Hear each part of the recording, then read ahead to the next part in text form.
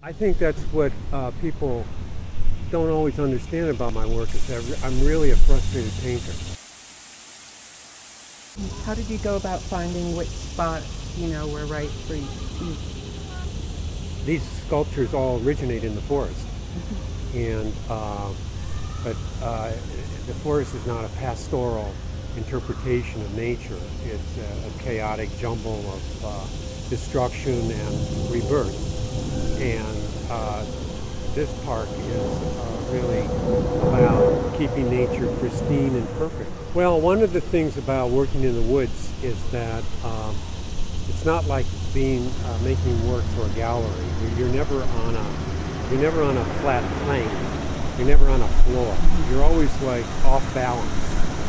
I thought a lot about the interaction with the public, how people would understand my work and how I could use the setting to make that happen more in a more powerful way. These pieces are an idea about nature, and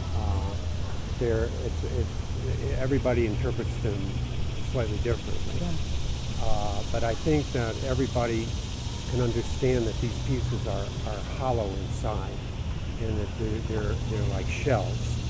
They're empty, and everything is about what's on the surface. So that there's no confusion about what's essential about it. It's basically a lie or a fiction.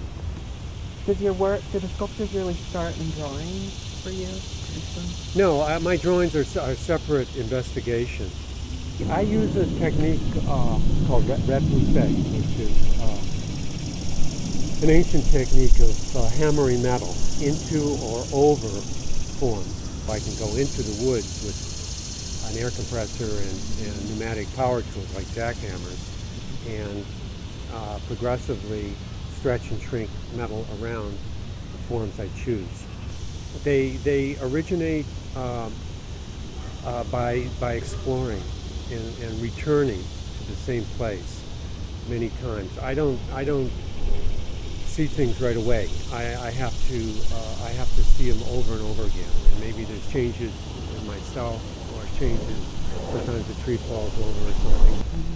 And how did your process change from the early work you were doing in the 70s to now? It seemed more minimalist, but nature, it seemed, was always an influence in your work, right? I think the earlier work was more about discovery and about finding new things constantly.